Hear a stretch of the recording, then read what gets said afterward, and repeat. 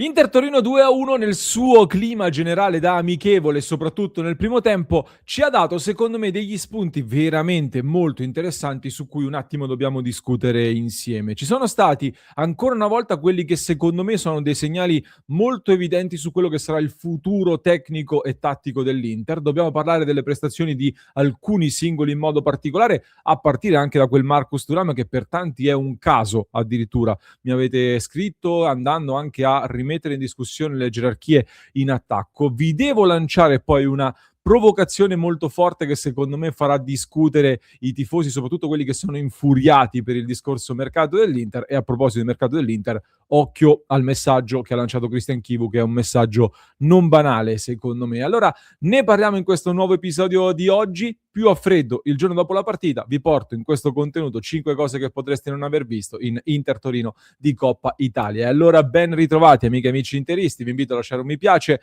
Se non l'avete ancora fatto, lo sapete, dovete cliccare sul tasto iscriviti. Stiamo volando verso i 100.000, ci siamo quasi, stiamo preparando per voi delle cose speciali per festeggiare insieme, quindi mi raccomando iscrivetevi subito. Se vi va, vi aspetto nel club di Passione Inter, eccoci, dove oggi si è accesa una gran bella discussione sul tema che tra poco vi solleverò e che riguarda il mercato. Mercato di cui ha parlato lo stesso Christian Chivu, perché dopo le dichiarazioni di Marotta nel pre-partita, che ha parlato di mercato estivo superlativo, e so che qui nei commenti vi scatenerete, nel post partita tra le varie cose Chivu ha risposto anche alla domanda di Fabrizio Biasin proprio riguardante il mercato e chiaramente Chivu ha un pochino dribblato all'inizio dicendo che un allenatore è ovvio che si può sempre migliorare, si parla di quello che si può migliorare, di quello che servirebbe, non sempre però va a buon fine, non sempre si riesce a fare tutto e allora va bene così. Quindi un tutta poster anche Christian Chivu? No, attenzione perché poi Christian Chivu dice la società ha provato fino in fondo a fare quello che noi, e poi dopo si corregge, quello che io ho richiesto. Purtroppo il mercato è bastardo e niente, siamo rimasti così. Abbiamo 23-24 giocatori, visto che Palacios è andato via, abbiamo i ragazzi anche dell'Under 23, noi dobbiamo soltanto lavorare e battere colpo su colpo. Ecco, ragazzi, sono dichiarazioni che secondo me non possono passare, non devono passare inosservate, perché anche nei commenti alla scorsa diretta tanti continuavano ad insistere con il discorso che Christian Chivu è uno yes man, un Christian Chivu che accetta tutto quello che gli viene detto, non ha pretese, non ha richieste e quindi è stato messo lì anche perché così la dirigenza può fare quello che vuole e Chivu deve accettare quello che gli viene detto. Ecco, in realtà secondo me non è proprio così, anzi, ecco il fatto che, questa è una cosa che molto spesso riguarda anche i contenuti che portiamo qui su Passione Inter, il fatto che Chivu non urli, non sbraiti, non spacchi la telecamera, non faccia l'Antonio Conte a livello comunicativo, non significa che sia uno yes man, non significa che sia uno che non ha delle pretese. Anzi, ancora una volta, anche in questa intervista, ha fatto capire che lui, come vi ho detto tantissime volte qua su Passione Inter, delle richieste le ha fatte e purtroppo non è stato accontentato nel mercato di gennaio. Ma non fa l'Antonio Conte che si mette a piangere in diretta, porta avanti il suo lavoro e porta avanti quindi un progetto che, e arrivo alla provocazione, prevede anche l'Under 23. Volevo lanciarvi quindi questa domanda su cui poi rifletteremo nel corso della diretta delle 19.30 e ne stiamo già parlando nel club di Passione Inter con degli spunti molto interessanti. Secondo voi, e questa è la domanda che volevo farvi,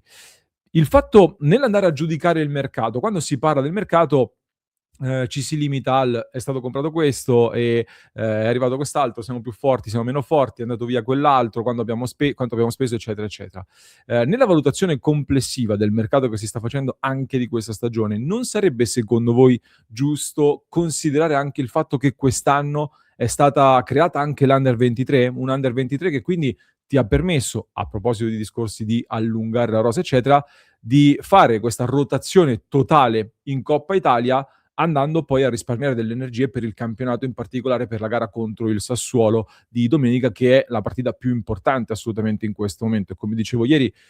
ecco, la partita di ieri è un po' la partita come se non ci fosse stata, più o meno, a livello di dispendio energetico, perché credo che poi domenica la formazione sarà totalmente ribaltata di nuovo e quindi hai avuto una settimana per preparare il Sassuolo con il vero focus e avrai una settimana per preparare la Juventus con il vero focus. Quindi vi lancio questa provocazione qui, io ho un'opinione che poi va integrata secondo me e lo faremo in un altro contenuto. Il tema dell'Under 23 si ricollega al discorso che poi ieri abbiamo visto, e questa è la seconda cosa da sottolineare, ovvero la prestazione di Kamate, che a tal proposito appunto è stato lanciato dal primo minuto ed è risultato poi decisivo con l'assist in questo asse tutto francese, Kamate per Bonny, Thuram per Diouf. Kamate che non è un giovanissimo, attenzione, perché comunque è un classe 2004, quindi è ovvio, è vero che in prima squadra l'abbiamo visto ancora pochissimo, ma ha un anno in più di Pio Esposito, per esempio, e ha soltanto un anno in meno di Petar Sucic, per farvi avere un riferimento. È un giocatore che ha già avuto delle esperienze comunque tra i professionisti, sta giocando anche in Portogallo, poi al Modena l'anno scorso, sta giocando in Serie C adesso con un buon rendimento. E ecco, questa promozione di Kamate, che ha avuto un impatto sulla partita di ieri, conferma comunque che con l'Under 23 hai a disposizione dei giocatori in più da poter sfruttare, anche se chiaramente siamo ancora all'inizio dell'esperienza Under 23, quindi i frutti li vedremo più nel prossimo futuro. Intanto Kamate nella partita di ieri, se non sbaglio, 64 palloni giocati, quindi un buon coinvolgimento lì sulla destra in circa 80 minuti, 49 passaggi tentati. Sono andato a vedere, giusto per fare un paragone, Luis Enrique in Serie A ha la media di 28 passaggi a partita, mentre Kamate 49 in questa partita, 2 dribbling riusciti e poi, come dicevo anche chi c'era ieri sera in diretta lo sa, mi sono un pochino spazientito quando al minuto, se non vado errato, 87-30 circa, Luis Enrique fa un ottimo movimento, è bravissimo ad attaccare la profondità, è più veloce dell'avversario, arriva quasi sul fondo, in mezzo all'area di rigore, c'è pronto Pio Esposito che può battere a rete e Luis Enrique non solo non crossa, ma se non sbaglio siamo addirittura tornati a Josep Martinez, al portiere. Ecco, Kamate invece ci ha fatto vedere che anche a destra si può tentare il cross in area, si può tentare anche il dribbling più il cross addirittura, per un giocatore che è mancino schierato a destra, lo ha fatto anche con quello che non è il suo piede, quindi questa intraprendenza che ci serve, questa non è un attacco a Luis Enrique, che lo dicevo da maggio, lo sappiamo bene, è un giocatore differente per caratteristiche e abbiamo capito, lo sappiamo che fa delle cose differenti, però ecco, ci piacerebbe vedere anche questo un po' più di intraprendenza, perché dopo tanti mesi in cui sta giocando tanto, anche lui deve prendersi questa maggiore fiducia che Kamate comunque ha mostrato con tra l'altro il 94% di passaggi precisi, non tutti così complicati, ma anche quel cross è stato decisivo. Dicevo poi che trarre indicazioni comunque da una partita del genere con un Inter non solo sperimentale ma totalmente rivoluzionata non è semplice. Si è vista chiaramente la mancanza di meccanismi oliati quando la squadra è così ribaltata, con no Zielinski, no Di Marco, no Cialanoglu, no Barella, no Akanji, e mi fermo qui con la citazione. È stata una partita in cui però abbiamo visto anche qualche esperimento secondo me interessante, come De Vrij che ha giocato da terzo a destra con Acerbi al centro, si è rivisto Bissek nel finale da terzo a sinistra, abbiamo visto soprattutto secondo me molto interessante Mkhitaryan e poi Sucic davanti alla difesa, che non mi sono dispiaciuti entrambi, forse Sucic più di Mkhitaryan, ha senso lavorarlo anche in un'ottica futura, in vista di un futuro in cui, e mi riallaccio a quello che dicevo all'inizio, a me sembra sempre più evidente per quello che stiamo vedendo che l'Inter di Chivu andrà a lavorare sulla mediana a 2, che porterà ad un 3-4-2-1, 3-4-1-2 o un'altra conformazione comunque che partirà da una mediana a 2. A me sembra, ripeto, sempre più evidente nel modo di vedere questa squadra, nel modo in cui viene anche composta la rosa, nel modo in cui anche Sucic lo vedrei molto bene a dialogare con un altro giocatore a fianco. Secondo me quindi è una direzione da intraprendere. Nel frattempo, ecco, occhio a Sucic lì davanti con Zielinski che sta facendo molto bene anche il Cialanoglu, ma per me, per le qualità che ha, è sempre veramente un peccato toglierlo dalla casella di mezzala a sinistra. Poi abbiamo visto gli esterni, abbiamo visto finalmente nella casella di mezzala a sinistra anche Andy Diouf, che fino a qua ha fatto tutti gli altri ruoli, tranne quello per cui è stato preso, tranne quello che è il suo vero ruolo. Vi do un dato curioso su Andy Diouf, che ha trovato il gol, ha segnato 3 gol in 345 minuti con l'Inter, quindi ha una media gol per minuti giocati molto molto elevata, è veramente alta, soprattutto se consideriamo che Diouf ha segnato 2 gol nelle ultime 3 partite con l'Inter e aveva segnato 2 gol nelle precedenti 59 partite tra Inter e Lens in Francia, quindi in 3 partite ha fatto gli stessi gol che aveva fatto nelle precedenti 59. È evidente che quindi qualcosina si sta sbloccando per un giocatore che però secondo me ha sbagliato delle cose a livello tecnico e ha delle caratteristiche che, ragazzi, per quanto mi stia intrigando, mi piace comunque anche un po' l'agonismo che ci mette, ma, mi manca gli mancano delle cose secondo me per stare in questa Inter, per stare nell'Inter che stiamo vedendo in questo momento, soprattutto il tipo di Inter che vediamo oggi. Però, vediamo come va.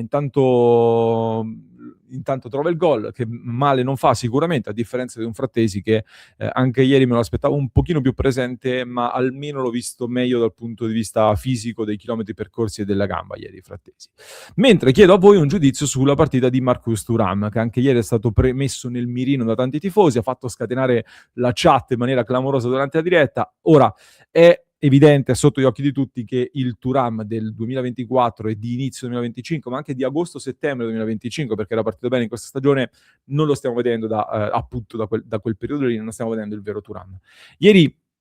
ha giocato, ho preso anche le heatmap per riempire un po' lo spazio alla Lautaro, ha lasciato un po' di più l'area a Bonni e anche lo stesso Frattesi, che è stato il giocatore che ha toccato più palloni nell'area di rigore avversaria. Un po' per colpa sua, un po' perché il centrocampo nel primo tempo non girava al meglio. Dopo 45 minuti l'attacco dell'Inter era molto scollegato dal resto della squadra e il risultato era che alla fine del primo tempo Thuram aveva toccato soltanto 10 palloni, cioè era il giocatore che aveva toccato meno palloni di tutti in campo, addirittura meno dei due portieri di Inter e Torino. Ha vinto un solo duello su 5, ha avuto 0 contribuzioni difensive, però allo stesso tempo gli è bastata una sgasata per servire poi l'assist sul gol di Uff. Il messaggio della partita di ieri quindi è che verosimilmente col Sassuolo giocheranno Pio Esposito e Lautaro Martinez, secondo me, ma per me Thuram nelle gerarchie resta davanti, tant'è che sabato 14 contro la Juventus io mi aspetto Lautaro e Thuram dal primo minuto, se stanno bene entrambi, chiaramente. Per chiudere, tabellone di Coppa Italia con l'Inter che ha passato il turno, andrà in semifinale che sarà in andata e ritorno, quindi doppia sfida da aggiungere al nostro calendario che è già bello denso, bello pieno. L'Inter affronterà la vincente della sfida tra Napoli e Como che si giocherà martedì prossimo, se non sbaglio. Se passa il Napoli, l'Inter giocherà l'andata in casa e il ritorno in trasferta. Al contrario, se passa il Como, l'Inter giocherà il ritorno in casa. Qualcuno ha sottolineato, e Kivu giustamente si è arrabbiato, secondo me, alla domanda relativa al calendario, perché l'andata della semifinale di Coppa Italia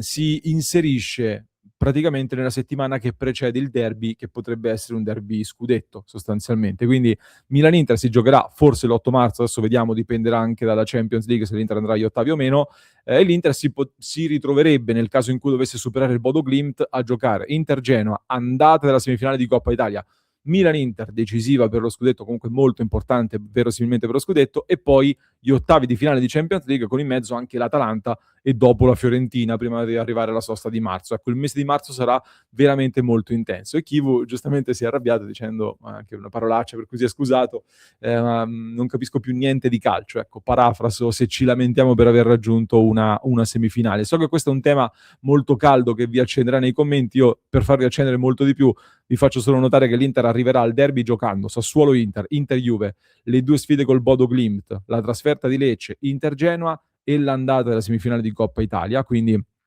sono 3, 6, 7 partite, se non ho fatto male i conti, 7 partite, di cui 2 di Champions, la semifinale di Coppa Italia e poi in campionato Sassuolo, Juve, Lecce e Genoa. Come ci arriva il Milan? Ecco qua il calendario con 4 partite invece, a differenza delle 6 dell'Inter, ho detto 6 o 7? 3, 6, 7 partite dell'Inter, il Milan ne giocherà 4 invece, prima del derby, andando a Pisa, in casa contro il Como, giocherà Milan-Parma e poi Cremonese-Milan. Queste sono le 4 partite che giocherà il Milan con avversari sulla carta alla portata, avversari contro cui comunque all'andata ha fatto soltanto 2 punti su 9 a disposizione, perché con la Cremonese ha perso, con il Pisa e Parma ha pareggiato, quindi ha avuto delle difficoltà contro queste squadre qua. Però il Milan è in buona fiducia, in buona forma in questo momento, è lanciato e quindi attenzione a come si arriverà al derby. Ne riparleremo in diretta alle 19.30, ne stiamo parlando nel club dove vi aspetto, mi raccomando, passioninter.club con il QR code da scannerizzare. Vi lascio con un altro approfondimento che trovate in descrizione per chi ci ascolta in podcast, mentre per chi ci segue su YouTube vi basta cliccare qui.